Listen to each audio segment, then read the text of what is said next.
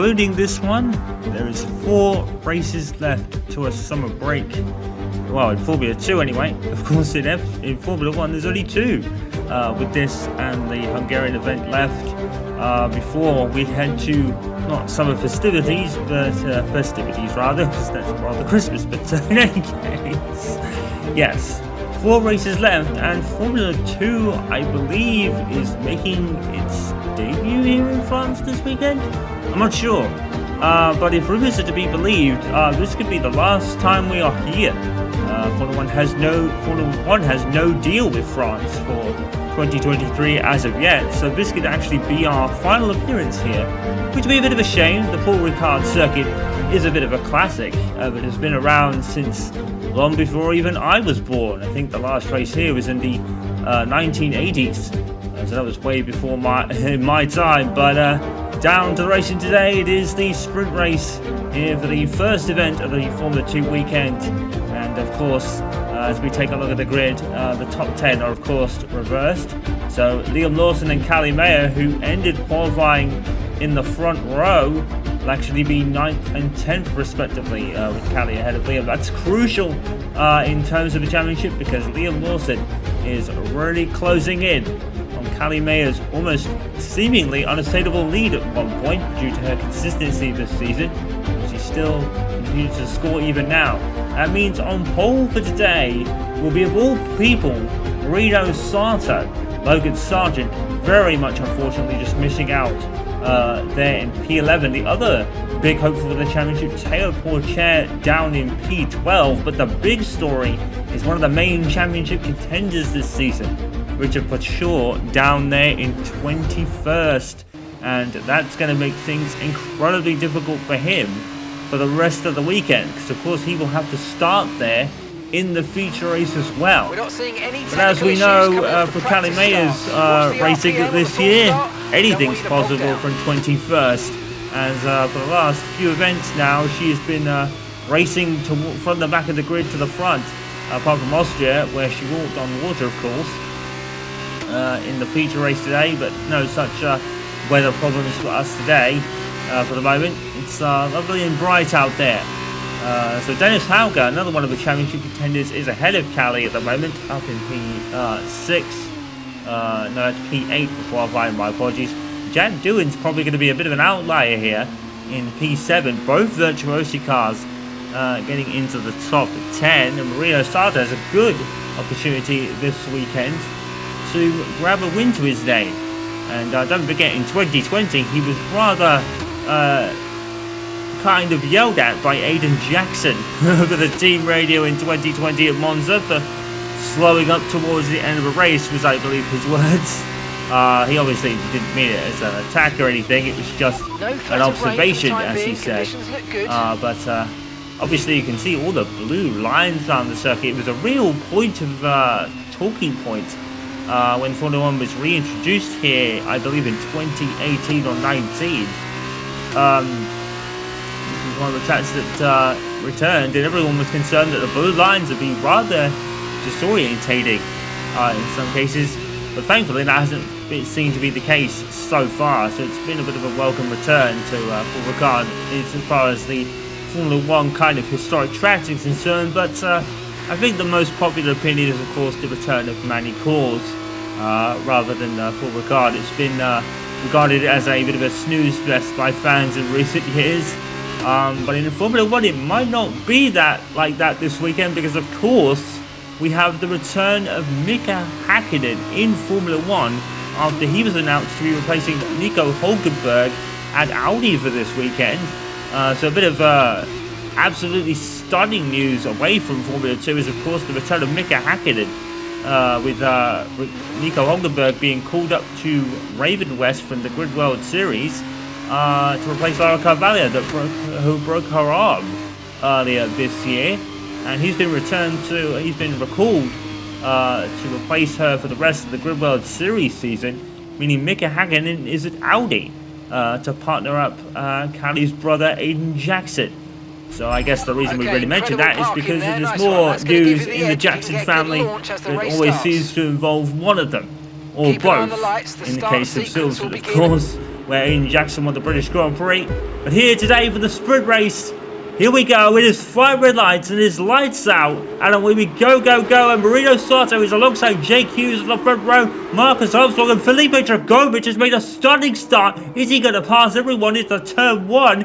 Dragovic has been rather quiet this year, but there he makes a statement and is up to P3 momentarily. He's still side by side with Armstrong. Callie Mayer doing what Callie Mayer does best already, up to 5th place with a stunning start as well, from 9th on the grid. So that's even more crucial for Callie Mayer. That's more points. Oh, she's got out of shape there in that corner. That's going to open the door to Jack Dewitt and possibly Yuri Vips as we enter the straight. Where is the Liam Lawson? Liam Lawson is down in 11th, so Lawson's had a terrible start in comparison to the championship contender and championship leader Callie Mayer, who has lost it out of that straight to Yuri Vips down in P7. So that's going to be 2 points for her. Meanwhile, at the front, Marino Sato's already grown to a second lead. And for Felipe Dragovic, he's not messing around in the other part of this race, as Callie Mayer looks to dive both sides of Yuri Vips. Didn't come off there. Logan Sargent is up into the points. Logan Sargent up into 8th place already. Richard for sure has made no gains on the start, and he is still 21st ahead of Ralph Boschong at the back of the grid. Frederick Vesti wants to get out of position, and look at that. Teo Porcher is side by side with Liam Lawson, two of the big hitters for the championship this year. Teo Porcher less so. He's a bit out of the picture at the moment. There is still a long way to go, and we know that Felipe Dragovic and Teo Porcher have the biggest stock going into the championship this season, but Callie Mayer has wiped it all aside so far, and being the championship leader. And now she's up to P6. She's already passed Yuri Vips, so she has to repass Jack Dewitt somewhere down the line to get back into her first corner position, which was 5th. Felipe Dragovic making the best of the start, I think, overall, as he will cross the line at the end of the first lap in 2nd place. So Dragovic has had a bit of a quiet one this year. Everyone was kind of putting him as the championship favourite, more or less. But this year has been a bit quiet for him. But here today, he's made a mark, and he's up to 2nd place by Marino Sato. And he's already closed the gap to win in a second, but there will be no DRS until the end of the second racing lap that we will get to. So Callie Mayer taking to the blue strip with a front left tyre on that, but she made good on the start. She was rather boxed in by Dragovic looking at Marcus Armstrong ahead, and I think that's what kind of negated her speed a little bit, which probably aided Jake Hughes, who is up there into P4, the highest he's been for some time this year. And of course, I think he caused the Monaco kerfuffle, didn't he? By I think either not reversing or being the one unceremoniously hit, or being the hitter there. Callie Mayer really struggling with understeer in this early part of the race. Of course, everyone is running the harder of the 2 compound tyres for this sprint race. Now, due to a bug in F123, this might negate not much anyway, because there is a bug in F123 when it comes to the tyre strategies. And she passed Yuri Vips later on the line rather comfortably, to be honest. She had a lot more speed than Yuri Vips. I wonder if Yuri Vips has got a problem there, because there was a lot of speed loss for Yuri Vips there in the high-tech car. And this is Felipe Dragovic doing the same thing at the start as Callie Mayer did. He got up on the blue strip as well. And down the inside of turn 1 into Marcus Armstrong, and if Felipe Dragovic, I think, did he win a race early this year? I believe Clement Overlap won one in the other MP Motorsport car. With Felipe Dragovic being looked at by Aston Martin for an affiliate or reserve driver role, to be more official, which would rather ease the pain a little bit of them losing Aiden Jackson. That's Richard for sure off the track. He's out. Richard for sure has retired in this race, and that's going to really hurt him now. Now, the sprint race points aren't as high as the feature race points, but Callie Mayer has already crossed the line to start lap 3 and has the fastest lap. The DRS is now enabled, which is good for Felipe Dragovic. The straights are very long here, so it is an ample opportunity for overtaking. I do believe this is the first time F2 has been in France, because I think it might have been in 2021. I don't think we even went there in 2021. I think yes, we did, because Aiden Jackson scored points. So I think last year was the debut of Paul Ricard in Formula 2, because of course a lot of races were chalked off in 2020. So unless it was there before, Formula 2 was there before, there is Dennis Hauger getting out of shape, and he's pulling off as well. They're dropping like flies in this early part of the race. So it's Dennis Hauger and Richard Shaw in a matter of a lap, already dropping out of this race. Now, that promotes, well, it doesn't really promote Liam Lawson at all. He's still out of the points. And Maury Cordial in the second Van Amersfoort car is up to 9 somehow. I really don't remember where he started. Liam Lawson was, Dennis Hauger was already having trouble going to the chicane as he locked up. And he couldn't recover either. But then I guess that broke his gearbox coming across the curbs. So I think we can attest that retirement to really him just getting out of shape there, to be honest. These Formula 2 cars are particularly fragile, but they are still quite struggle resistant as well. But we've not had much test for the damage this year, apart from Monaco, of course, where we had 2 crashes in that race, and damage everywhere. So they can be quite flimsy, very much like the Formula 1 front wings in the case of the last couple of years. Especially even this year, we had it in Austria, if you remember, where in the sprint race, 5 cars, I think, pitted, including Mick Schumacher and Nico Hulkenberg. Most notably Nico Hulkenberg, because it was just a run of his bad luck he was having at the time. Very much a shame we've lost Nico Hulkenberg, to be honest. He was obviously top-seeded Audi for the first part of the year, but it was Aiden Jackson, winning 2 races and getting a couple of podiums earlier in the year. And Audi can look to continue their strong start. And we'll know the qualifying later where they will place and where Mika Hakkinen will be on the grid for his first comeback race in almost over 20 years, I believe. And it's quite funny, really, because we mentioned Mika Hakkinen. The sabbatical was never officially over. So it's a bit late. But Mika's already done very well in the practice session. He passed the early tests with flying colours in a, obviously a Formula 1, what's the word? Kind of the base race car that was revealed last year, of course. That's used as a kind of testing ground, that kind of thing. And Mika Hakkinen passed the FIA test with flying colours, so... And it'll be just interesting to see how much speed he still has after over 20 years. Mika is a double world champion for a reason. Here's Logan Sargent. And he's obviously being looked at for the Williams drive next season to possibly replace Nicholas Latifi. I guess that would make sense. You know, with Logan Sargent being a Williams Academy driver. He's not really been able to set the world alight this year, but... Kenny May has been putting everyone in the shade, so I guess you really can't blame him. Théo Pourchaire is now up to 8th. So Théo Pourchaire is flying because he's now into 8th place. That's a point for Théo Pourchaire, so he's got on with it. And Liam Lawson now is looking for an overtake on Logan Sargent before we even get to the DRS zone. And they are side by side going into the chicane. And Liam Lawson says, "Thank you very much. I will take that." And Liam needs to get on with it, because Kenny Mayer is still in 6th and on 4, I believe it is 5 points with the inclusion of the fastest lap. Well, Amori Cordio has fallen completely off. Where was he? Why is he down in 17th? He fell off a cliff. Because he's down in 17th now. So that would explain why Pourchaire is up to 8th and now 7th, as Pourchaire is flying in this early part of the race. He's now P7 in the ART car. Look at Sargent.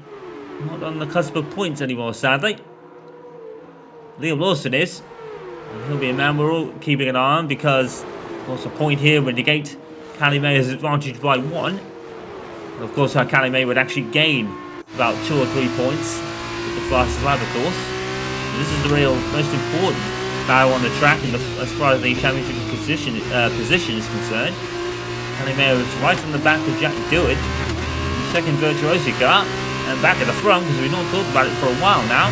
Marino Sato is still keeping ahead of Felipe Dragovic, which is very good effort from him. Jake Hughes, a good race here, up in 4th, until he can stay there. Every driver, I believe, has scored in F1 F2 2023, 22 rather, 23. Getting a year ahead of myself. But in Formula 2 in 2022, I think everyone has scored. Even Tatiana Kodron got some points back in Azerbaijan. And is Liam also going to try and look down the inside of Eurovision's chicane? No. Probably going to wait for the DRS zone. But of course, Eurovips will have DRS on Pourchaire ahead as well. And Sato is keeping it within about half a second between him and Felipe Dragovic at the moment. Third is Marcus Armstrong, followed by Jake Hughes. Jack doing fifth. Callie Mayer in sixth. And getting those vital points. And of course, the extra for the fastest lap. We're going to have a change for 8th place here, as Liam Lawson has getting on with it now as he goes down the inside of Yuri Vips. So Yuri Vips holding strong. Former Red Bull Academy driver versus the current one. And it's side by side. They're still side by side coming out of the chicane. And there's another Red Bull junior driver. That will be Amuyu Iwasa, I believe we were just viewing a second ago. And Lawson did not get ahead of Vips on that occasion.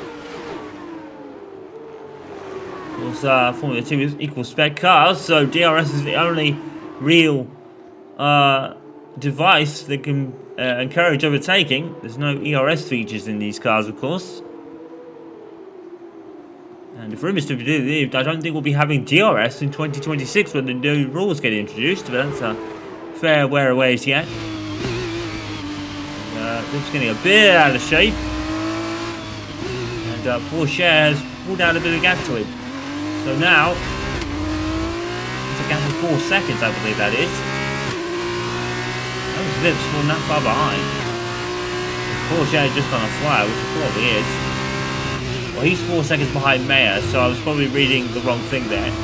But even still, Vips has dropped out of DRS from Pourchaire ahead, so this gives Liam Lawson an opportunity. Callum Williams has come out of nowhere. He's now P10 in the second Trident with Dutra for short out. Cordial continues to sink and is now last, bar 2, with retirements, of course. And Jake Hughes has now fallen off Marcus Armstrong. Dragovic is second. Still behind Moreno Sato, who's doing a pretty stellar job as we approach the end of this race. Of course, the sprint race is the shorter of the 2 races of the weekend. He's also trying again on Yuri Vips. He's got the better line this time. And didn't seem all that confident coming out of there, but he has made the move stick and will now have a point on the board, should he stay there. Which is pretty crucial for the championship battle. I think the gap would be 26 points if the race ended like this. Callie Mayer getting, of course, an extra point for the fastest lap. And I think it's 3 points for 6th place in the sprint race. So she'd be on 4 with that extra point. She's pulled clear of Pourchaire, but can't pass Jack Doohan for some reason. So Callie just not really able to pass him ahead. Well, she did all her passing in the early part of the race. She already passed 4 cars this weekend. Oh, she's a bit out of shape there in the final corner. Jake Hughes valiantly hanging on to P4. And I think the first 3 have raced away now, as you can see. And they've all been in very close proximity for the whole of this race. Well, Jack Doohan, part of the Alpine Driver Academy, and of course the son, the legendary Mick Doohan. Of course, Mick's legacy is on 2 wheels in the MotoGP, of course. And as we said in the pre-season, Jack is looking to make his own legacy on 4. MotoGP motorbikes and Formula 1, not the first time that we've had motorbikes and Formula 1 linked together. Remember John Surtees, I think, making a legacy on both types at one point in his life.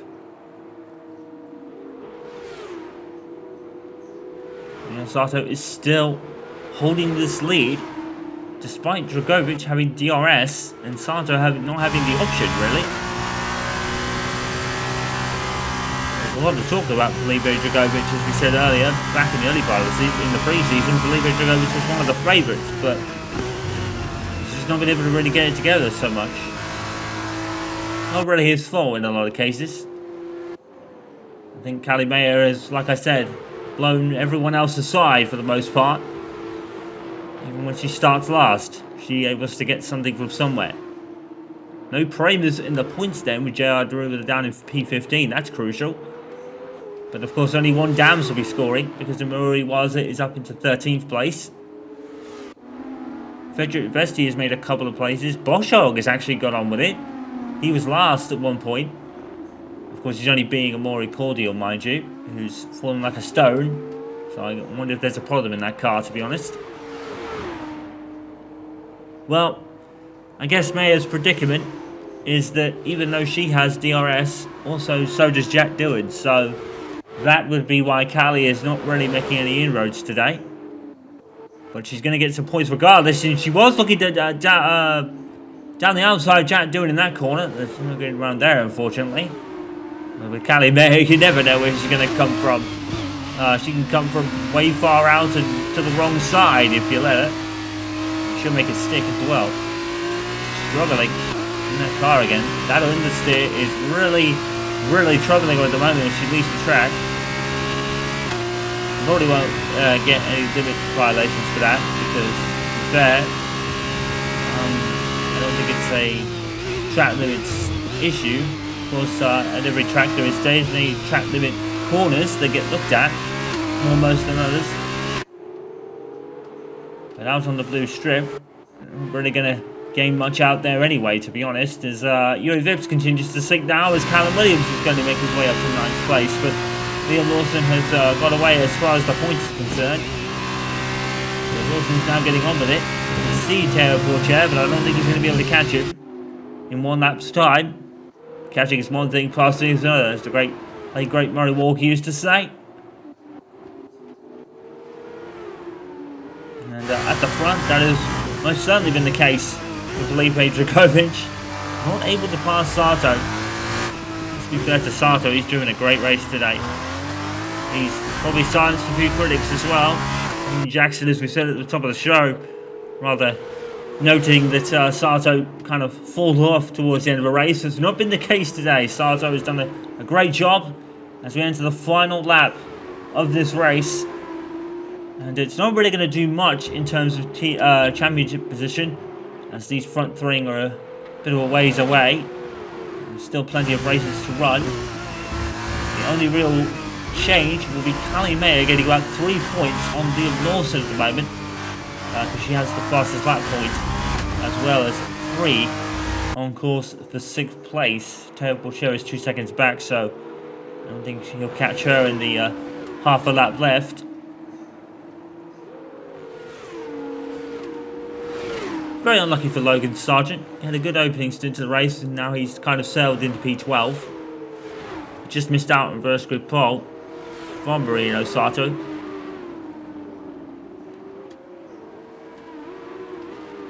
To be fair, I'm pretty sure Sato has actually been the lead virtuosi car of the 2 cars this year.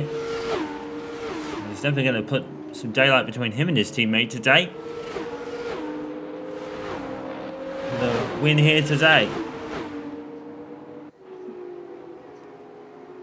Well, at the front, you're pretty much vulnerable to DRS attack, but Marino Sato has done brilliantly to soak up all the pressure from Felipe Dragovic and Marcus Armstrong behind. I guess Dragovic just really had to have eyes on all the road around him.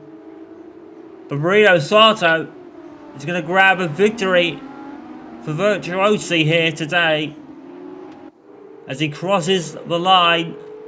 Doesn't do much in terms of a championship for these 3 at the moment. It will close them in slightly, I suppose. Jake Hughes, great effort in P4. But it's Callie Mayer that wins the day again, because she will finish with an extra lap bonus point on top of the 3 she will get. And her nearest championship contender, Liam Lawson, will only get 1, which I believe makes the gap 26. Not that these front 3 are superb in the start. It has been a good drive from Marino Sato, to be fair. Very good drive indeed. That gives virtuosi, I believe, their first win of the year. And I think Sato probably won somewhere earlier, didn't he? So it's another win for him. He gets the 10 points. It is the 2003 points system that worked so well in Formula 1 for that 1 year before they changed up again. Simply because Michael Schumacher won the championship anyway. So even though it was the closest title battle in years, they changed the lead again, the points again, which was odd. But in any case, Callie Mayer gets 4 points, and of course she would have had 3, so it's 4 for her and Jack Doohan as well, and that's a 3-point swing in favour of Callie Mayer then, with Liam Lawson only finishing 8th. Terrible chair, good effort from him, up into 7th. For Richard for sure, that is not what he needed. Back of the grid and out of the race. So as we said, and as you can see, 26 points now. The gap between Callie and Liam Lawson. Dennis Hauger has fallen a bit behind as well, scoring no points for him either. So Richard Forshaw and Dennis Hauger, the big losers so far. Felipe Dragovich there, I think, is on equal points with Forshaw actually. So if Dragovich can get more positions like that, maybe he can put himself back in it. That'll be quite interesting. Keep an eye out for that. So, yeah, Sato is ahead of Jack Doohan in the virtuosity battle. Has everyone scored in Formula 2? I believe so. Coming down to it in just a second. Cannella got the win earlier in the season, of course. Ollie Caldwell won at Monaco. He keeps the score now. Tandra O'Connor has 4. Ralph Boschung has 1. So, yes, everyone has scored in Formula 2 this season. Dams are the only real winners because Kramer had no point scorers. Carlin not even anywhere, I don't think. And High-Tech's only had both scorers, but they're a bit further behind. Well, it's winner's day today for Marino Sato then. I think that's the second win of the season, if I remember rightly. It's Callie Mayer that holds her advantage in the championship. And with 3 races to go to the summer break, she looks in good position. We'll see you for the feature race tomorrow when Formula 2 returns.